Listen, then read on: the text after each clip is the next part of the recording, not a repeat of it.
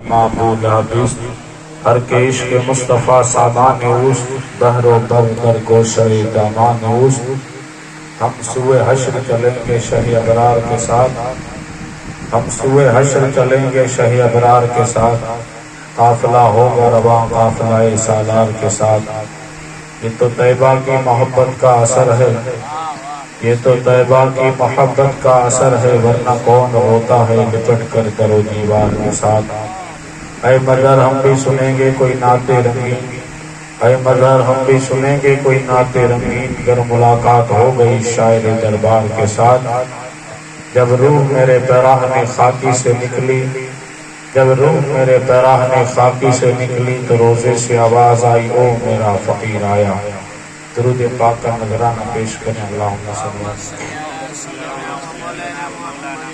مبارک وسلم صلو علیہ صلاۃ و سلام علیک یا سیدی یا حبیبی صلی اللہ علیہ وسلم صلی اللہ علیہ نبی وآلہ صلی اللہ تعالی علیہ وسلم صلاۃ و سلام علیک یا رسول اللہ صلی اللہ تعالی علیہ وسلم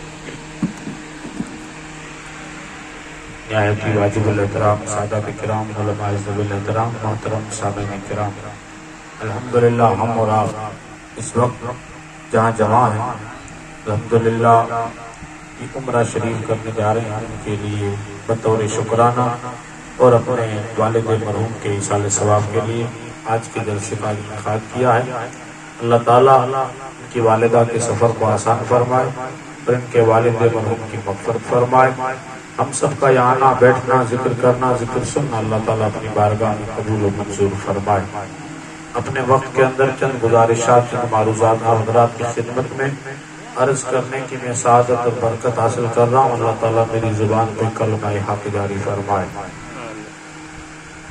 میرا اور آپ کا تعلق جس دنیا سے اس وقت ہے اس کو عالم شہادت کہتے ہیں اس کے بعد جو دنیا ہے اسے قبر کی دنیا کہتے ہیں اس کے بعد جو دنیا ہے اسے عالم آخرت کہتے ہیں اور آخرت کی دنیا میں جنت اور دوزخ کا فیصلہ ہوتا ہے جنتی جنت میں جائیں گے اور دوزخی دوزخ میں جائیں گے ابھی ہم اس دنیا میں ہیں اور جب تک رب نے چاہا اس دنیا میں رہیں گے اور پھر ایک نہ ایک دن اس دنیا سے جانا ہے اور پھر عالم آخرت میں خدا کی بارگاہ میں ہماری پیشی ہوگی اور یہ ہمارا ایمان اور عقیدہ ہے کہ اللہ تبارک و تعالی ہمیں اپنے حبیب کے صدقے میں جنت عطا فرمائے گا اور جس کے دل میں ایمان سلامت ہوگا وہ اپنے گناہوں کی سزا بھگتنے کے بعد ایک نہ ایک دن جنت میں ضرور جائے گا یہ ہمارا ایمان ہے اور جنت بھی ملے گی تو حضور علیہ الصلوۃ والسلام کی شفاعت سے ملے گی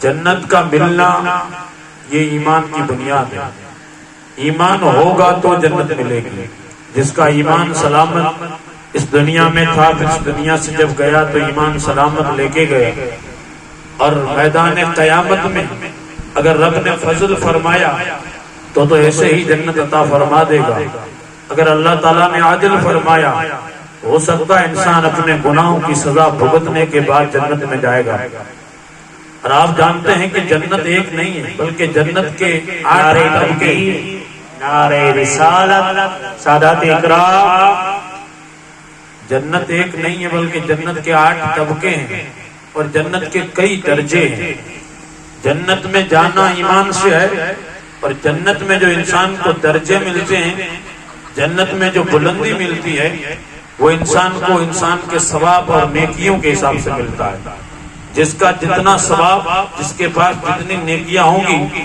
اس کو اسی طریقے سے جنت میں اللہ تبارک و تعالیٰ اونچا درجہ عطا فرمائے گا اور جنت میں سب سے اعلیٰ درجہ اسے جنت الفردوس کہا جاتا ہے اور ہمیں بھی حکم یہ دیا گیا کہ جب خدا سے مانگو تو جنت الفردوس کا سوال کیا کرو جنت الفردوس بہت ہی اونچی جنت کا نام ہے اور آدمی جنت میں جائے گا ایمان کی وجہ سے اور جنت میں اونچا درجہ پائے گا انسان اپنے اچھے عمل جتنے زیادہ ہوں گے اس حساب سے جنت میں اس کا درجہ بھی بہت اونچا ہوگا دنیا کے اندر اگر دیکھیں تو ہمارا حال یہ کہ کوئی انسان ایسا ڈھونڈنے سے بھی نہیں ملے گا کہ جو اپنے آپ کو بلند کرنا نہ چاہتا ہو بلکہ اونچا کرنا نہ چاہتا ہو بلکہ ہر آدمی یہ سوچ رہا ہے کہ میں جہاں رہتا ہوں اپنے معاشرے میں اپنی سوسائٹی میں میں سب سے الگ نظر آؤں، میں سب سے بلند نظر آؤں، پہچان بنانے کے لیے، اپنے کو سب سے الگ دکھانے کے لیے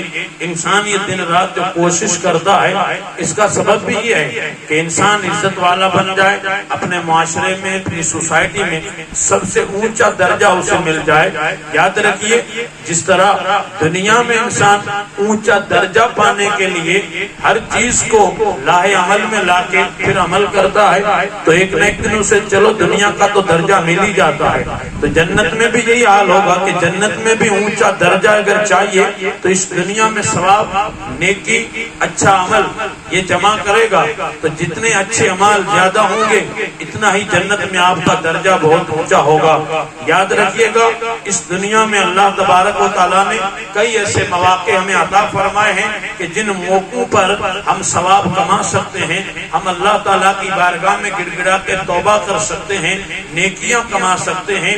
ایک بار درود پاک پڑھنے سے 10 نیکیاں ملتی ہیں، 10 گناہ مٹا دیے جاتے ہیں، 10 درجے بلند کر دیے جاتے ہیں۔ حدیث پاک کا مضمون ہے کہ یہاں تو نیکی کی کوئی کمی نہیں، آدمی جتنا چاہے اتنا نیکی کر سکتا ہے۔ آپ نے سنا ہوگا ایک عورت نے پیاسے کتے کو پانی پلایا تو اللہ نے اسے جنت عطا فرما دی، اور ایک عورت نے ایک بلی کو بھوکا مار دیا، اسے اللہ نے جہنم دے دی۔ کیا مطلب؟ اللہ تعالیٰ اپنی شایان شان اگر فضل فرماتا ہے تو بلا حساب جنت عطا فرما دے۔ باقی رہی بات خدا کے عدل کی، تو یاد رکھنا اگر اللہ عدل فرمائے گا تو پھر ہمارا حساب بھی ہوگا، اور ہم نے جو کرتوت کیے ہیں ان کرتوتوں کا بھی ہمیں حساب دینا پڑے گا۔ یاد رکھیے گا، دنیا میں بے شمار ثواب کمانے کے ذریعے بھی ہیں، نیکیاں جمع کرنے کے طور طریقے بھی ہیں۔ نماز پڑھنا بھی نیکی ہے، حج کرنا بھی نیکی ہے، ذکر اور فکر کرنا بھی نیکی ہے، اللہ کی بندگی کرنا بھی نیکی ہے۔ انسان چاہے تو چلتا ہوا راستے سے اگر کانٹا ہٹائے تو بھی نیکی ہی ملتی ہے۔ عزیزان محترم، یاد رکھنا، جہاں دنیا میں بے شمار نیکی کمانے کے طور طریقے ہیں، اسی طرح دنیا میں سب سے زیادہ نیکی کمانے کے 2 موقع اللہ تعالیٰ نے ہمیں عطا فرمائے ہیں۔ اس میں آدمی اگر چاہے تو سب سے زیادہ نیکیاں کما سکتا ہے، ثواب اکٹھا کر سکتا ہے، اور وہ 2 موقع ہیں، ایک حج کا موقع ہے اور دوسرا عمرے کا موقع ہے۔ عمرہ اور حج یہ ایسے خدا نے ہمیں موقع عطا فرمائے ہیں کہ ان موقعوں پہ جو ہمیں ثواب ملتا ہے دنیا میں کسی اور کام میں ہمیں ثواب نہیں مل سکتا۔ کیوں؟ اس لیے کہ میں اس کی تھوڑی سی تفصیل عرض کروں۔ ہمیں یہاں ثواب کتنا ملتا ہے؟ آپ نے علماء سے سنا ہوگا، ایک نیکی کرو تو اس کے بدلے اللہ تعالیٰ 10 نیکیاں عطا فرماتا ہے۔ پھر حدیث میں اور بھی ہے کہ 70 تک ہے، یہاں تک کہ 700 بھی نیکیاں اللہ تعالیٰ ایک اچھا عمل کرنے کے بدلے عطا فرماتا ہے۔ یہ رب کی شان ہے، وہ اپنے کرم سے چاہے تو 10 ایک نیکی کے بدلے 10 عطا فرمائے، یا ایک نیکی کے بدلے 70 عطا فرمائے، یا ایک نیکی کے بدلے اللہ تعالیٰ ہمیں 700 نیکیاں عطا فرمائے۔ یہ تو یہاں کا معاملہ ہے۔ ہم اپنے وطن میں، اپنے گھر میں جو نیکی کرتے ہیں اس نیکی کا یہ حال ہے۔ لیکن آپ یاد رکھیں، جب آدمی اپنے وطن میں نماز پڑھتا ہے تو ایک نماز کا ثواب ملتا ہے، ایک ہی نماز۔ لیکن یہی آدمی جب نماز کعبۃ اللہ میں پڑھتا ہے، مکے میں پڑھتا ہے، تو ایک نماز کا ثواب 1,00,000 نمازوں کا عطا کیا جاتا ہے۔ ایک نیکی کا ثواب جو یہاں ایک نیکی ہے، اگر کعبے میں وہ ایک نیکی کرے گا تو اللہ تعالیٰ وہ 1,00,000 نیکیاں عطا فرمائے گا۔ کیا مطلب؟ دنیا کا یہاں کا معاملہ اور ہے، لیکن جتنے دن بھی مکے میں یا مدینے میں ہمیں ملتے ہیں، چاہے وہ عمرے کا سلسلہ ہو، چاہے وہ حج کا سلسلہ ہو، وہاں نیکیاں ساری ڈبل ہو جاتی ہیں۔ ڈبل ہی نہیں بلکہ حدیث پاک میں میرے آقا فرماتے ہیں، جب حاجی اپنے گھر سے ارادہ حج سے نکلتا ہے تو ایک ایک قدم پہ اللہ تعالیٰ 70 سال کی عبادت کا ثواب عطا فرماتا ہے۔ اب حساب لگا لیجئے، یہ کمپیوٹر کا دور ہے، آج بہت ترقی ہو چکی ہے کہ ایک نیکی کے بدلے خدا کتنی نیکیاں عطا فرما رہا ہے، اس کا کوئی اندازہ نہیں لگا سکتا ہے۔ ایک نیکی یہاں کرو، وہی نیکی مکے میں کرو تو خدا 1,00,000 نیکیاں عطا فرماتا ہے۔ تو یہ کتنا غنیمت موقع ہے کہ جو بھی مکے پہنچا، جو بھی مدینے پہنچا، اس کے لیے کتنی آسانیاں ہیں نیکیاں کمانے کی، نیکیاں اکٹھا کرنے کی، کیونکہ ہمارا معاملہ جنت سے جڑا ہے، اور جنت میں درجہ بھی اللہ تعالیٰ ہمیں ثواب کے حساب سے عطا فرماتا ہے. جس کے پاس جتنی نیکیاں زیادہ ہوں گی جنت میں بھی اتنا ہی اونچا اس کو درجہ ملے گا. تو نیکیاں کمانے کے دنیا میں بے شمار طریقے بھی ہیں، لیکن سب سے بڑا طریقہ یہ ہے کہ وہ نیکی آدمی مکہ المکرمہ میں یا مدینہ منورہ میں جا کے کرتا ہے. ہر نیکی خدا ڈبل کر دیتا ہے. الحمدللہ ایک اور مثال دیکھیں، میں آپ کو ثواب کی اہمیت سمجھاؤں تو سمجھ میں آ جائے گا. لوگ پکنک کے لیے جاتے ہیں، لوگ دیکھنے کے لیے جاتے ہیں. آدمی پہ حج بھی فرض ہے تو بھی کہتا ہے پہلے عمرہ کرنے جاتا ہوں تاکہ وہاں دیکھ کے آ جاؤں، بعد میں حج کرنے جاؤں گا. یاد رکھیے گا عمرے کا طریقہ جو ہے، عمرہ سنت ہے اور حج فرض ہے. عمرے کے بارے میں پوچھا نہیں جائے گا لیکن حج کے بارے میں پوچھا جائے گا. لیکن آدمی اپنی سہولت دیکھتا ہے کہ ایک بار جاؤں گا، دیکھ کے آؤں گا، راستے کی واقفیت ہو جائے گی، مکہ دیکھ لوں گا، مدینہ دیکھ لوں گا، پھر میں حج کرنے جاؤں گا. یاد رکھیے گا اگر عمرہ کرنے کے بعد حج کا موقع ہی نہ ملا تو کیا کرو گے؟ حج کی فرضیت باقی رہے گی تو کل خدا تم سے سوال کرے گا. اس لیے جس کے اوپر اگر حج فرض ہو گیا ہے تو پہلی فرصت میں وہ جائے اور خدا کی بارگاہ میں حج کا فریضہ ادا کرے. حج پہلے ہے، حج خدا کا فرض ہے. یاد رکھیے گا جب آدمی مکہ المکرمہ پہنچتا ہے تو ایک نیکی کے بدلے خدا 1,00,000 نیکی عطا فرماتا ہے. ہم یہاں رہتے ہیں، اگر قرآن مجید جب ہم پڑھتے ہیں تو آپ نے سنا ہوگا کہ قرآن کا ایک حرف پڑھنے سے 10 نیکیاں ملتی ہیں. ایک حرف جیسے یہ الف با تا سا، یہ قرآن کے حروف تہجی، انہی حروفوں سے کلام بنتا ہے، کلمہ بنتا ہے، پھر کلمے سے کلام بنتا ہے. ایک حرف پڑھو تو 10 نیکیاں ملتی ہیں، اور اگر 3 حرف پڑھو تو 30 نیکیاں ملتی ہیں. ایک قرآن اگر کوئی اپنے یہاں ختم کرتا ہے تو آپ حساب لگا لیجئے کتنی نیکیاں ہوتی ہیں. اگر آدمی چاہے روزانہ 1 سپارہ پڑھے تو مہینے میں قرآن ختم کر سکتا ہے. اور بہت اچھا پڑھنے والا حافظ بھی ہو تو وہ 1 دن میں قرآن پڑھ سکتا ہے، اور اچھا پڑھنے والا قاری بھی ہو تو وہ 3 دن میں قرآن ختم کر سکتا ہے. لیکن یاد رکھیے گا یہاں اگر ہم زندگی بھر قرآن پورا نہ کر سکے یا قرآن کا ختم نہ کر سکے، اگر یہی قرآن مجید ہم مکے میں گئے اور جتنا بھی ہمیں وقت ملا تھا دن رات میں ہم نے یعنی سونے کی ڈیوٹی ہٹا دی تھی اور وہاں خدا کے قرآن کی تلاوت کی، تو یاد رکھنا اگر زندگی میں یہاں قرآن ختم نہیں کیا، مکے میں جا کے اگر ایک قرآن پورا الحمد کی الف سے لے کے والناس کی سین تک پورا قرآن اگر کعبے میں حرم کعبہ میں ختم کیا تو 1,00,000 قرآن ختم کرنے کا ہمیں اللہ تعالیٰ ثواب عطا فرماتا ہے. 1,00,000 قرآن. رسالت عظمت مصطفیٰ فیضان کلام اللہ. یہاں اگر ہم ہماری زندگی جو ہے اگر حساب لگائیں تو 60-70 برس، پھر اس کے بعد ہماری زندگی کا چراغ کھل ہو جاتا ہے. اگر 60 برس میں بھی آدمی مہینے میں قرآن ختم کرے تبھی 60 برس کی زندگی میں یہ 1,00,000 قرآن نہیں ختم کر سکتا. کیوں؟ اس لیے کہ یہ تعداد اگر ایک روزانہ 1 سپارہ پڑھے، مہینے میں قرآن پڑھے تو پھر جاتے تھے تو معاملہ الگ تھا. اس زمانے میں لوگ اسٹیمر اور جہاز سے سفر کرتے تھے تو مشکل بھی پڑا رہتا تھا. لیکن یاد رکھنا آج کل آسان ہو گیا، پیسوں کی ریل پیل زیادہ ہو گئی، میں نے ابھی آپ کو بتایا ہے. لیکن عمرے کا حقیقی طریقہ، عمرے کا جو مقصد یا حج کا جو مقصد ہوتا ہے اس کے پیچھے راز کیا ہوتا ہے، اس کا طور طریقہ کیا ہے، اگر میں آپ کو ذہن دوں تو آپ کو سمجھ میں آ جائے گا کہ آدمی جو عمرہ کرنے جاتا ہے یا جو حج کرنے جاتا ہے اس کی حالت پہ تھوڑا سا غور کریں گے تو بات سمجھ میں آ جائے گی. میں ایک چھوٹا سا خاکہ عرض کروں گا تاکہ ہمیں سمجھ میں آ جائے کہ یہ جو عمرہ کرنے جاتا ہے، چاہے مرد ہو، چاہے عورت ہو، چاہے جوان ہو، چاہے بوڑھا ہو، اس کے پیچھے مقصد کیا ہوتا ہے اور وہاں جانے کے بعد اس کا حال کیا ہونا چاہیے. جب آدمی اپنے گھر سے عمرے کے لیے نکلتا ہے تو سب سے پہلا جو کام ہم سے کرایا جاتا ہے وہ احرام پہنایا جاتا ہے. احرام کس کو کہتے ہیں؟ احرام 2 چادریں آدمی لپیٹ لیتا ہے، ایک نیچے ایک اوپر، 2 چادریں. اور ویسے اگر آپ دیکھنے جائیں تو کفن کا بھی یہی حال ہے. کفن میں جو ضروری کپڑے ہیں وہ 2 ہی ہیں، سنت 3 ہے اور باقی فرض کپڑے وہ 2 ہیں. 2 چادریں یوں سمجھیے یہ کفن ہے. اور جب آدمی جہاز میں سفر کرتے تھے، جب جاتے تھے تو اپنا کفن بھی ساتھ میں لے کے جاتے تھے. اور یہ اس لیے احرام پہنایا جاتا، تھوڑا غور کریں گے تو بات سمجھ میں آ جائے گی کہ آدمی جب احرام پہنتا ہے تو احرام سے ہر وہ چیز سب الگ ہو جاتی ہے۔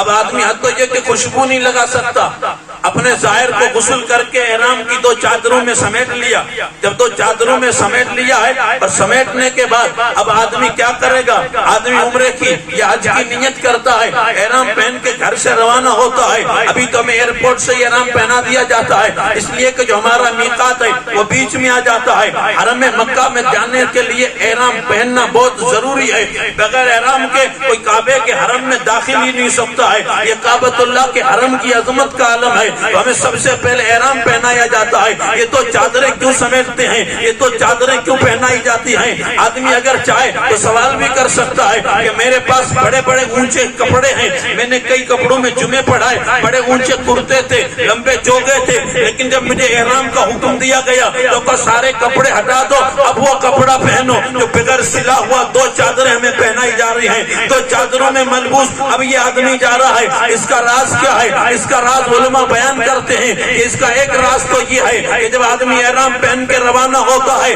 تو ہم تو گنہگار ہیں، گناہوں کی گٹھڑیاں اپنے سر پہ لے کے جاتے ہیں۔ رب کی رحمت فرماتی ہے اے میرے بندے، جب حرم کعبہ میں آ رہا ہے تو اپنا لباس پہن کے مت آ، میرے حبیب کا لباس پہن کے آ، جو میرا محبوب لباس پہن کے آیا تھا، جو میرا نبی لباس پہن کے آیا تھا، وہی 2 چادروں میں سمیٹ کے آ، اس لیے کہ میرے محبوب کا لباس پہن کے آئے گا تو خدا کی رحمت کی نظر تیرے گناہوں پر نہیں، تیرے محبوب کے لباس میں پڑے گی، تو ایک ہی نظر میں سارے گناہوں کو خدا بخش دے گا۔ اس لیے احرام پہنایا جاتا ہے کہ خدا کی بارگاہ میں جب جاؤ تو اپنا لباس پہن کے مت جاؤ، مصطفیٰ کا لباس پہن کے جاؤ۔ نعرہ تکبیر، نعرہ رسالت، عظمت مصطفیٰ، تاجدار ختم نبوت، سبحان اللہ سبحان اللہ۔ کہ تو گناہوں میں ہے، یعنی غلطان ہو کے آ رہا ہے، اوپر نیچے گناہ ہی گناہ ہے، لیکن جب کعبے میں آئے تو تیرا حال یہ ہو کہ خدا کی رحمت کی نظر تیرے گناہوں پر نہیں بلکہ احرام پہ پڑے۔ اور احرام کس کا لباس ہے؟ احرام مصطفیٰ جان رحمت نے پہنا تھا، اس لیے ہمیں بھی حکم ہے۔ اور احرام 2 طرح کا ہے، ایک احرام ظاہر کا ہے، ایک احرام باطن کا ہے۔ ایک احرام جو ہم ظاہر میں پہنتے ہیں، وہ احرام پہننے کے بعد ہر چیز ہمارے اوپر حرام ہو جاتی ہے، وہ ظاہر کا احرام ہے۔ یاد رکھیے گا اس سے زیادہ ضروری احرام اندر کا ہے، باطن کا ہے۔ آدمی 2 چیزوں سے مجموعہ ہے، ایک اندر ہے، دوسرا باہر ہے، ظاہر اور باطن۔ ہم باہر کا تو احرام پہنتے ہیں، لیکن حکم یہ ہے کہ اندر کا بھی احرام پہنو۔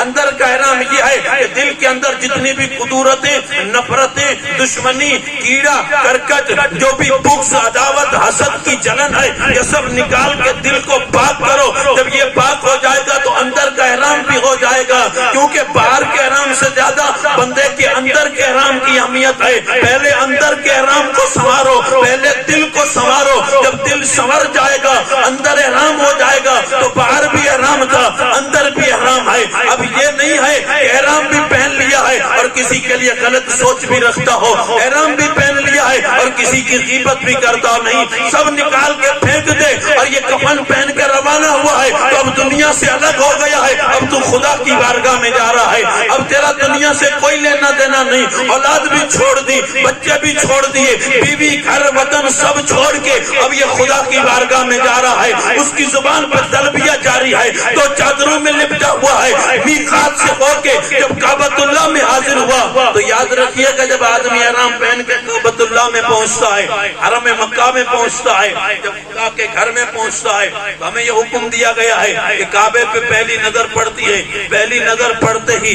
جو بھی دعا مانگتے ہو وہ دعا آپ کی قبول ہو جاتی ہے۔ پہلی نظر اس لیے کہ جب تک دنیا یہاں تھے تو یہی کہتے رہے کہ منہ میرا کعبہ، منہ میرا طرف کعبہ شریف کے، ہر نماز میں کعبے کی طرف نیت کر کے کھڑے ہو گئے، لیکن کعبہ کبھی نظر نہیں آیا۔ لیکن آج جب کعبے میں پہنچا ہے تو کعبہ سامنے نظر آ رہا ہے، تو دل تو آدمی کا مچلے گا کہ زندگی بھر جس کی طرف منہ کر کے نماز پڑھتا رہا، خدا نے کتنا کرم کیا ہے، وہ کعبہ میرے سامنے نظر آ رہا ہے. جب کعبہ سامنے نظر آیا ہے تو دل تو مچلے گا کہ چلو یہاں بھی سجدے میں گر جاتا ہوں. حکم ہے سجدہ نہیں, ابھی تیرا طواف کرنا ہے. احرام پہن کے آیا ہے, عمرے کی نیت سے آیا ہے, تو پہلے اب طواف کرنا شروع کرے گا. آدمی جو چاہے گا وہ نہیں کر سکتا, اس لیے کہ وہ پابندی لگ جاتی ہے. کعبۃ اللہ میں پہنچ گیا ہے, کعبے کے ارد گرد تھوڑی جگہ کھلی ہے, اس کے بعد مسجد حرام کا ایریا ہے, بیچ میں خدا کا گھر کعبہ ہے, اور اسی کعبے کے 4 رکن ہیں, رکن یمانی, رکن شامی, رکن عراقی, رکن اسود. اب آدمی چاہے تو چاروں طرف سے بھی داخل ہو کے کعبے میں آئے اور کعبے میں آ کے طواف کر سکتا ہے,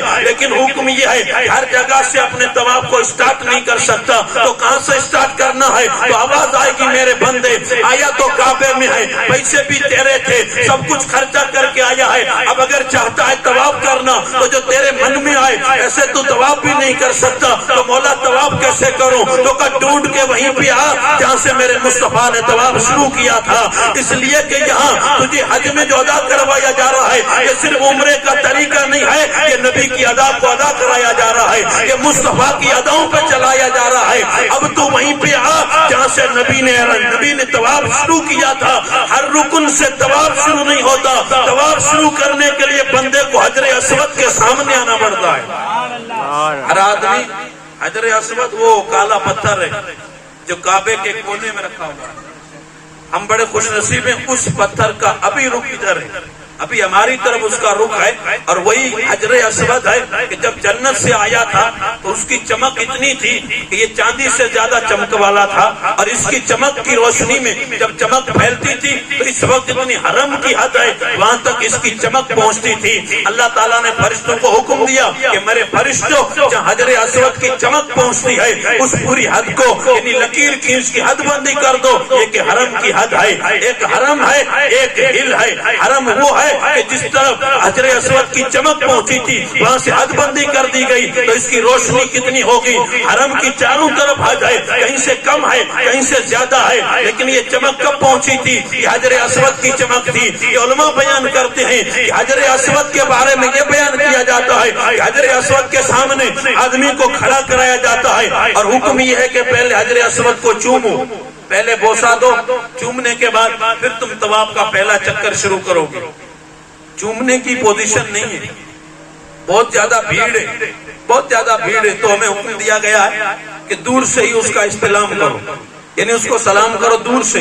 اور اگر ہاتھ میں لاٹھی ہے تو لاٹھی کو اس کی طرف کر کے لاٹھی کو چوم لو, حجر اسود کی طرف سلام کرو. کیوں, کس لیے کرایا جا رہا ہے؟ تو حدیث پاک کا مضمون یہ ہے کہ جو حجر اسود ہے یہ خدا کا دایاں ہاتھ ہے. یہ جو حجر اسود ہے اللہ تعالیٰ ہاتھ سے پاک ہے, لیکن سمجھانے کے لیے عرض کر رہا ہوں کہ یہ خدا کا دایاں ہاتھ ہے. پوری زندگی آدمی بھٹکتا رہا کہ لوگ کہتے ہیں ادھر منہ کر کے نماز پڑھو, یہ کعبہ کعبہ. یاد رکھیے کہ جب کعبے میں پہنچا تب آدمی نے کہا یار کعبہ تو آیا, کعبے والا نظر نہیں آیا, جس کا گھر ہے وہ نظر نہیں آیا. تو کہا حجر اسود کے سامنے آ جا اور سلام کر, یوں سمجھ تو نے خدا کو ہاتھ ملایا ہے.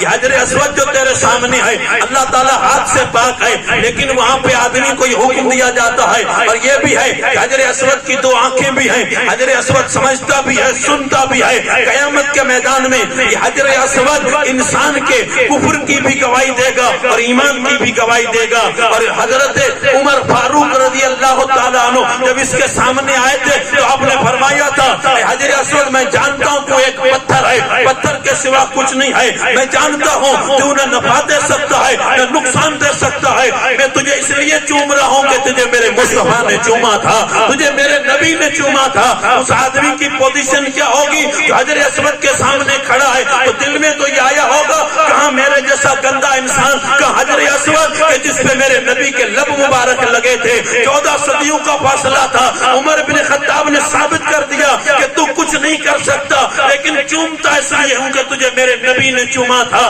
مولا کائنات کھڑے تھے, کہ عمر یہ نفع بھی دیتا ہے کہ نقصان بھی دیتا ہے. کہ وہ کیسے؟ تو کہ قیامت میں مومن کے ایمان کی گواہی دے گا تو مومن کو نفع ملے گا, اور کافر کے کفر کی گواہی دے گا تو اس کو نقصان ملے گا. نعرہ تکبیر, نعرہ رسالت, عظمت مصطفیٰ. سبحان اللہ, سبحان اللہ. بہت. اور میں مختصر کروں اس لیے کہ وقت تنگ ہو رہا ہے. یہ جو حقیقت ہے یہ بہت لمبی چوڑی ہے، اسے جملوں میں سمیٹ کے میں تقریر پوری کر دوں گا، اس لیے کہ جو بات میں آپ کو سمجھانا چاہتا ہوں دوسرے الفاظ میں یوں بھی کہہ سکتے ہیں کہ یہ جو حج ہو کہ عمرہ ہو، یہ ایسی عبادت ہے اس میں بندے کو عقل کی ضرورت پڑتی نہیں ہے۔ یہاں آدمی عشق کے گھوڑے پہ بیٹھ کے جاتا ہے، جہاں بھی نظر آئے وہاں عاشقی نظر آئے گا، اس لیے کہ میرے دوستو آدمی دور سے دیکھے، ایک آدمی چکر لگا رہا ہے تو کہے گا یار مجھے سمجھ میں آتا ہے، ہاتھ باندھ کے نماز پڑھتے ہیں تو عبادت کہلاتی ہے، لیکن یہ چکر لگانا یہ کون سی عبادت ہے؟ اور چکر میں بھی حکم یہ دیا گیا ہے کہ پہلے 3 چکر میں آپ کو رمل کرنا ہے، ایک کندھا کھول دینا ہے، کندھا کھول کے پھر تھوڑا یعنی اترا کے چلنا ہے، سینہ تان کے چلنا ہے۔ ہمیں حکم یہ دیا گیا ہے کہ زمین کے کسی حصے میں رہو تو وہاں پہ نظریں جھکا کے چلو، عاجزی سے انکساری سے چلو، زمین پہ اکڑ کے مت چلو، لیکن جب کعبے میں پہنچے تو حکم یہ کہ تھوڑا اکڑ کے چلو، تھوڑا سینہ تان کے چلو۔ میرے مولا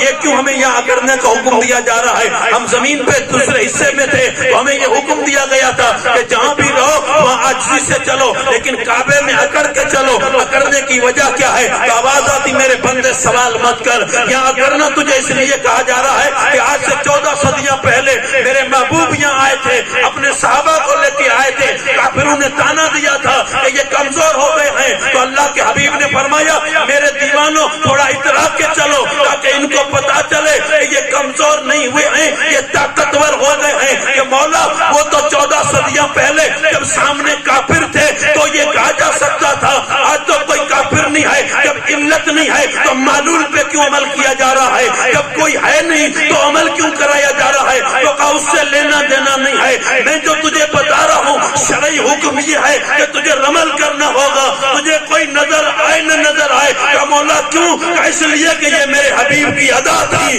حبیب کی ادا پہ چلنا ہی عبادت کہلاتا ہے۔ نعرہ تکبیر، نعرہ رسالت، عظمت مصطفیٰ، ادائے مصطفیٰ، سبحان اللہ۔ پیغمبر کی اداؤں پہ چلنا اسی کو عبادت کہتے ہیں۔ اب آدمی چل رہا ہے، رمل کر رہا ہے، اکڑ رہا ہے، اترا رہا ہے، اور اس کے بعد آدمی نے 7 پھیرے پورے کیے، طواف مکمل ہوا۔ طواف مکمل ہونے کے بعد حکم دیا گیا 2 رکعت واجب الطواف پڑھنے کی ہے، مقام ابراہیم کے سامنے آؤ، 2 رکعت نفل ادا کرو۔ وہ آدمی 2 رکعت نفل ادا کر رہا ہے، 2 رکعت نفل ادا کرنے کے بعد اب حکم دیا گیا تھوڑا آگے چل، تجھے زمزم کا پانی پینا ہے۔ جب زمزم کے پاس آیا اب پانی پینا چاہتا ہے، اس نے گلاس بھرا اور بیٹھنے لگا تو حکم آیا بیٹھ کے نہیں کھڑے ہو کے پی۔ مولا میں دنیا میں تھا، میں دنیا کا ہر پانی پیتا ہوں تو مجھے مولانا نے تو یہی بتایا تھا پانی بیٹھ کے پینا چاہیے، 3 سانس میں پینا چاہیے، بسم اللہ پڑھ کے پینا چاہیے۔ یہاں کیا حکم ہے کہ تیرے سب سے بڑے گھر میں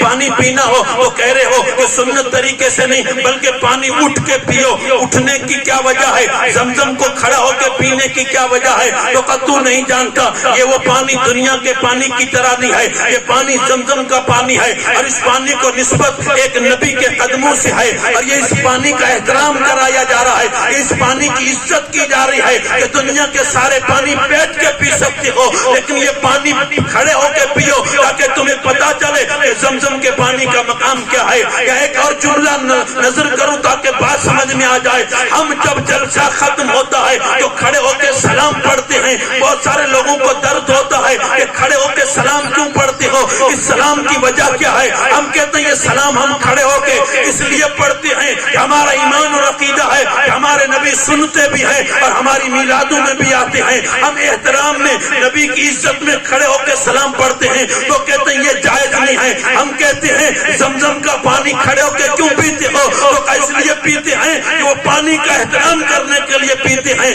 ہم نے کہا جب تو زمزم کا احترام کرنے کے لیے کھڑا ہو کے پی سکتا ہے تو ہم جلسے کے بعد اپنے نبی کا احترام کرنے کے لیے کھڑے ہو کے سلام بھی پڑھ سکتے ہیں۔ نعرہ تکبیر، نعرہ رسالت، عظمت مصطفیٰ، تاجدار ختم نبوت، سبحان اللہ۔ وہ اس لیے پانی کو نسبت ہے حضرت اسماعیل کے قدموں سے اور جلسے کو نسبت ہے مدینے والے سے۔ اور یاد رکھنا اسماعیل علیہ السلام اللہ کے جلیل القدر پیغمبر کا نام ہے، چاہے کتنا بڑا مقام ہو اللہ کے پیغمبر ہیں، یاد رکھیے گا۔ اور میرے مصطفیٰ کی عظمت یہ ہے کہ جب معراج کی رات مسجد اقصی میں میرے مصطفیٰ آئے تو اسماعیل مقتدی بن کے کھڑے تھے اور میرے مصطفیٰ امام بن کے کھڑے تھے. جب مقتدی کی نسبت کا احترام کیا جا سکتا ہے تو امام کی نسبت کا احترام کیوں نہیں کیا جا سکتا ہے؟ اس لیے ہم کھڑے ہو کے زمزم کا پانی پیتے، اور پانی بھی پینے کا جو ڈھنگ ہے اس سے نہیں پیا جائے گا.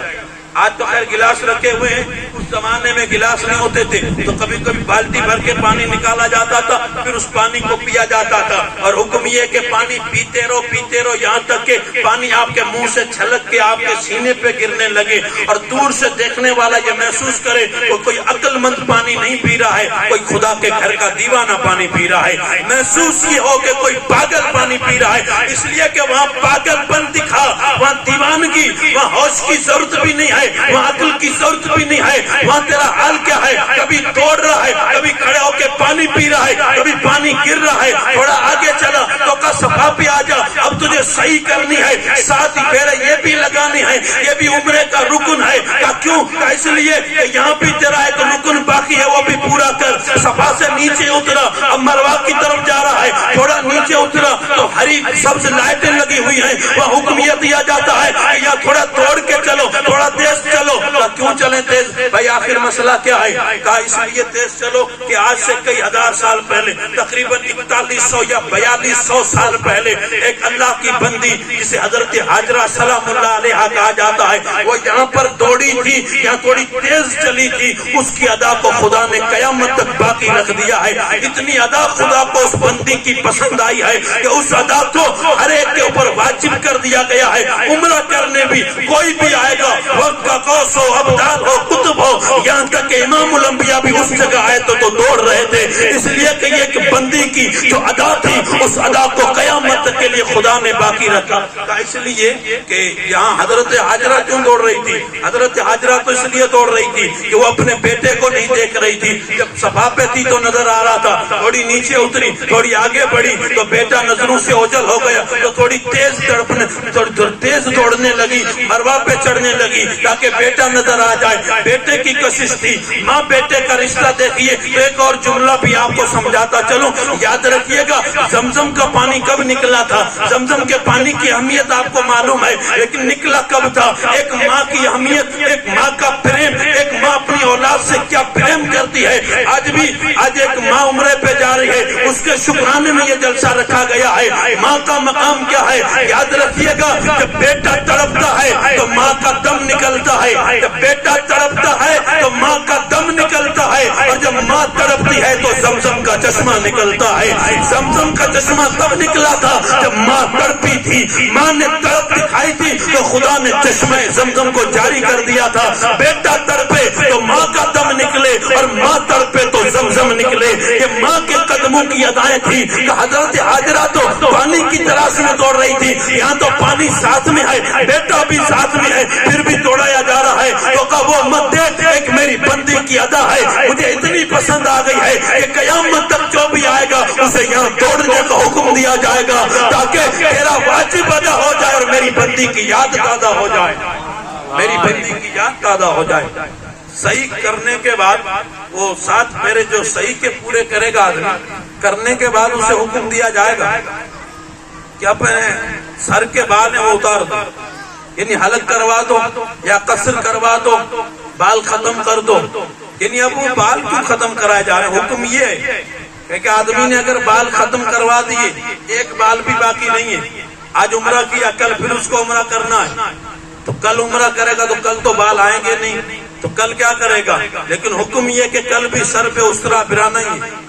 تو بال کاٹنا تو مقصد ہوا نہیں، کیونکہ بال تو ایک بار کٹ گئے تھے. آدمی 7 دن رہے گا، اگر 7 عمرے کرے گا تو 7 مرتبہ سر پہ اس طرح تو پھرانا ہی پڑے گا، ضروری ہے. کیوں؟ اس لیے یہ ایک حلق اور قصر یا اس طرح پھرانا، اگر آدمی گنجا بھی ہے تو بھی سر میں بال نہیں ہے پھر بھی اس طرح پھرانا ہے. تو کہا یہ کیوں پھرا رہے ہو جب بال ہی نہیں ہے اور بال کاٹنا مقصد نہیں ہے؟ تو کہا بال کاٹنا مقصد نہیں ہے، میرے مصطفیٰ نے ایسا کیا تھا تو تو بھی کرتا کہ تیرا عمرہ مکمل ہو جائے. مصطفیٰ نے کیا تھا تو تجھے بھی کرنا ہے. سمجھ میں آ جائے گا آپ کو، کیونکہ یہ جو پورا شیڈول ہے، یہ جو پورا خاکہ ہے، عمرے کا ہو کہ حج کا ہو، آدمی احرام باندھ کے جب بھی جائے گا تو پہلے طواف کرے گا. طواف کرنے کے بعد اب عمرہ مکمل ہو رہا ہے، طواف کیا، طواف کرنے کے بعد صحیح کی، صحیح کرنے کے بعد حلق کیا، عمرہ مکمل ہوا. اب احرام کھول دو، احرام بندے نے کھول لیا، عمرہ پورا ہو گیا. عمرہ عمرہ مکمل ہوا. اب آدمی جتنی طاقت ہو اس حساب سے عمرہ کر سکتا ہے. ایک اور فضیلت میں عرض کروں اس لیے کہ میرے آقا تاجدار مدینہ فرماتے ہیں جب آدمی کعبۃ اللہ میں پہنچتا ہے, حرم کعبہ میں پہنچتا ہے, تو جس جگہ طواف کیا جاتا ہے اس کو مطاف کہا جاتا ہے. مطاف کیا ہے؟ حضور فرماتے ہیں جو مطاف ہے یہ رحمت کا تالاب ہے. یہ جو مطاف ہے آدمی جہاں طواف کرتا ہے چکر لگاتا ہے یہ رحمت کے تالاب میں چکر لگاتا ہے. رحمت کا تالاب گناہوں میں غلطان ہے, سر سے پیر تک گناہ ہی گناہ تھے, لیکن خدا کا کرم تو دیکھ, رب العالمین نے تجھے کتنا موقع عطا فرمایا. پیسوں کی دولت میں کوئی نہیں جا سکتا. یہ تو ایک عجیب کھیل ہے. دنیا نے کھیلنا شروع کیا تو بڑی بڑی باتیں کرنے لگے کہ یہ پیسے تھے تو چلا گیا. نہیں میرے دوستو, پیسوں کی بات الگ ہے, حکومت دولت کی بات الگ ہے. یہاں دل کی کیفیت کو دیکھا جاتا ہے.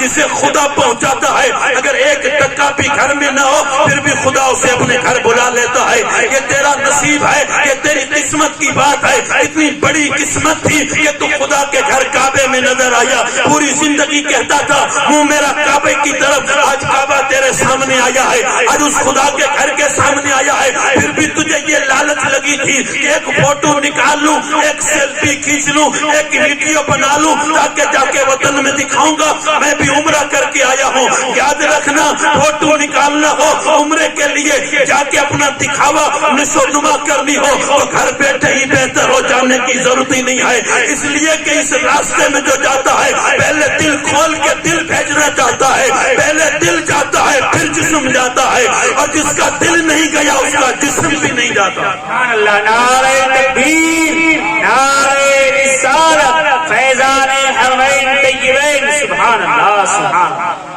اور یہ سارے معاملے دل کے. ایک اور نقطہ عرض کر دوں کہ آدمی کعبے میں بھی کھڑا ہے اور کعبۃ اللہ کا دیدار کر رہا ہے, نماز پڑھ رہا ہے, قرآن پڑھ رہا ہے, طواف کر رہا ہے, پھر مدینہ شریف گیا جالیوں پہ کھڑا ہے. آج تو حال یہ ہر مہینے آدمی جا رہا ہے, ایک نہیں بلکہ فخر سے لوگ بتاتے ہیں میں اپنی زندگی میں 25 عمرے کر چکا ہوں, میں 40 حج کر چکا ہوں. معاف کرنا کوئی ایسا یہاں بیٹھا ہو تو میں اس پہ ٹپڑی نہیں کر رہا ہوں, میں ایک جرنل بات کر رہا ہوں. حال کیا ہے 25 عمرے کر لیے ہیں, لیکن پڑوس میں جا کے دیکھو بھائی کی بیٹیاں بوڑھی ہو گئی ہیں, 1 روپیہ تک نہیں دیتا کہ بھائی کی بیٹیوں کو بیا کے گھر بھیج جائے. یا خود عمرے پہ عمرہ کر رہا ہے, حج پہ حج کر رہا ہے. پوچھئے علماء سے, میں اگر غلط بولوں تو میری اصلاح کرو. ایسے لوگ جو غریبوں مسکینوں کا خون نچوڑ کے مکے چلے جاتے ہیں, مدینے چلے جاتے ہیں اور روز رسول پہ سلام پڑھتے ہیں, سمجھتے ہیں کہ ہر مہینے آ رہا ہوں میری ہر حاضری قبول ہے. معاف کرنا ہر حاضری قبول نہیں ہوتی, اس لیے کہ جو غریبوں کا خون نچوڑ کے, اپنی بھتیجیوں کا بھی خون نچوڑ کے وہ کعبے میں نظر آیا, وہ مدینے میں نظر آیا, تو کیا نظر آیا؟ راستہ دو ہے, وہ راستہ یہ ہے میرے دوستوں, کعبے میں پہنچا, مدینے میں پہنچا, مدینے میں پہنچنے کے بعد کہتا ہے میں یہاں آیا تو میں جو بھی سلام پڑھ رہا ہوں قبول ہو رہے. کہا نہیں, بڑے بد نصیب تھے جو قرار تک نہ پہنچے, درے یار تک تو پہنچے, دلے یار تک نہ پہنچے. درے یار تک تو پہنچے, دلے یار تک نہ پہنچے. کیا ذرا کھول کے بتا, تو کا آسان کروں تو اتنی بات ہے, نبی کے در تک جانا بہت آسان ہے, کوئی بھی جا سکتا ہے. پیسے ہو, کرایہ ہو, پاسپورٹ ہو, سپورٹ ہو, تو کوئی بھی در تک جا سکتا ہے, لیکن دل تک جانے کے لیے کلیجہ غوث اعظم کا چاہیے, بریلی کے احمد رضا کا چاہیے. نعرہ تکبیر, نعرہ رسالت, مسلک امام اعظم ابو حنیفہ, مسلک اعلی حضرت. سبحان اللہ, سبحان اللہ. بہت بڑے بد نصیب تھے جو قرار تک نہ پہنچے, درے یار تک تو پہنچے, دلے یار تک نہ پہنچے. کا در تک جانا ہو تو کوئی بھی در تک جا سکتا ہو, لیکن یاد رکھنا دل تک جانے کے لیے آہیں بھرنی پڑتی ہیں, تڑپنا پڑتا ہے, آنسو بہانے پڑتے ہیں. یہ دل مرغے بسمل کی طرح تڑپتا ہے, اسے نیند تک نہیں آتی, قطاریں لگ جاتی ہیں کہ یاد نبی میں آنسو بہانا کتنا مشکل ہے. یاد رکھیے گا میرے دوستو, سید احمد کبیر رفاعی جب روضے رسول پہ پہنچے ہیں تو آنکھ سے آنسو جاری تھے اور عرض یہ کرتے ہیں یا رسول اللہ, ہر وقت آتا تھا تو اپنی روح کے ساتھ سلام بھیجا کرتا تھا, لیکن آج تیرے مزار پہ تیرا بیٹا آیا ہے تو عرض یہ کرتا ہے کہ ذرا ہاتھ باہر نکالو تو تیرے ہاتھ کو یہ بوسہ دینا چاہتا ہے، یہ ہاتھ کو چومنا چاہتا ہے۔ 90,000 کے مجمع میں گنبد خضرا سے ہاتھ باہر آیا اور احمد کبیر رفاعی نے ہاتھ کو بوسہ دیا ہے۔ میں 4 دن 5 دن 15 دن چالیوں پہ پھیرے لگاتا ہوں، مجھے کوئی جلوہ نظر نہیں آتا۔ جلوہ نظر آئے کیسے؟ جلوہ نظر آنے کے لیے دل احمد رضا کا پیدا کر، دل محمود شاہ جیلانی کا پیدا کر، تو تجھے سمجھ میں آئے گا کہ یہ وہ جگہ ہے کہ جس کے بارے میں امام احمد رضا کہتے ہیں یہ ارض مقدس ہے، یہ طیبہ کی زمین ہے، جنت بھی یہی ہے، مالک کے جنت بھی یہی ہے۔ سبحان اللہ، نعرہ تکبیر، نعرہ رسالت، مسلک اعلی حضرت، سبحان اللہ سبحان اللہ۔ ایک ہندوستان کے بہت بڑے نواب تھے، وہ پہنچے روزے رسول پہ، ساتھ میں ایک اپنا نوکر بھی لے کے گئے تھے، وہ نوکر بھی ساتھ میں تھا۔ نوکر تھوڑا بھولی طبیعت کا تھا۔ جب روزے رسول کی زیارت کی، حضور کا فرمان من زار قبری وجبت لہو شفاعتی، جس نے میرے روزے کی زیارت کی اس کے لیے میری شفاعت واجب۔ جب ہوٹل میں واپس آئے، بیٹھنے کے بعد ایک دوسرے کو مبارک دینے لگے کہ تم کو حضور کی شفاعت مبارک، حضور کی شفاعت مبارک، سب ایک دوسرے سے ذکر کرنے لگے۔ لیکن وہ بھولا جو تھا اس نے کہا کس چیز کی مبارک دے رہے ہو؟ تو کہا حضور کی شفاعت جو ملی ہے اس کی مبارک دے رہے ہیں۔ کہا تم کو ملی؟ کہا ہم کو ملی اس لیے تو مبارک دے رہے۔ کہا مجھے تو نہیں ملی۔ وہ جو بولا تھا اس نے کہا مجھے نہیں ملی۔ وہ سمجھ رہا تھا شفاعت کوئی چٹھی ہوگی یا خط ہوگا، وہ وہی سمجھ رہا تھا کوئی خط بت ملا ہوگا اس لیے مبارک دے رہے ہیں۔ کہا مجھے تو نہیں ملی۔ کہا ہم کو تو ملی اس لیے مبارک دے رہے ہیں۔ کہا مجھے نہیں ملی۔ بولا تو تھا ہی، واپس گیا حضور کے مزار مبارک پر قبر انور پہ کھڑا ہو گیا۔ کھڑے ہو گیا عرض کرتا یا رسول اللہ، یا رسول اللہ، سب کو شفاعت ملی ہے، مجھے کیوں نہیں ملی ہے؟ سب کو آپ نے شفاعت دی، مبارک دے رہے ہیں، مجھے شفاعت نہیں ملی۔ اب کیا ہوا؟ اس نے کہا یا رسول اللہ جب تک مجھے نہیں ملے گی میں یہاں سے ہٹوں گا بھی نہیں، میں مرنا پسند کروں گا، لیکن جب تک شفاعت نہیں دو گے میں جاؤں گا نہیں۔ ہوا کیا؟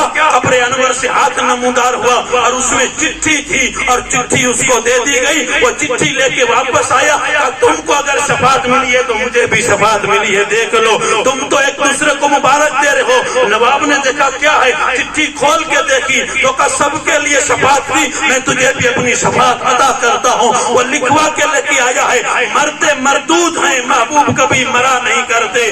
جب اجمیر کا غریب نواز زندہ ہے، جب بغداد کا عبد القادر زندہ ہے، تو میرا نبی تو بدرجہ اولا زندہ ہے۔ اور کیسا زندہ ہے؟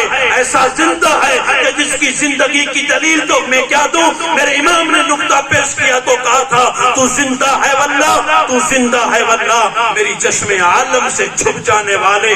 حقیقت اتنی سی میرے دوستوں، ثواب بہت زیادہ ہوگا تو جنت میں بہت اونچا درجہ ملے گا۔ اور ثواب کمانے کے 2 طریقے بہت اہم ہیں، ایک عمرے کا ہے، دوسرا حج کا ہے۔ جس کو بھی یہ موقع ملتا ہے تو وہاں جانے کے بعد فوٹو اور سیلفی میں وقت نہ گزارے، بلکہ جتنا ہو سکے اتنا ثواب اکٹھا کرے۔ جب ثواب اکٹھا کر کے واپس آئے تو حال یہ ہو رہے ان کے جلوے بسیں ان کے جلوے، رہے ان کے جلوے بسیں ان کے جلوے، میرا دل بنے یادگار مدینہ۔ وآخر دعوانا ان الحمدللہ رب العالمین۔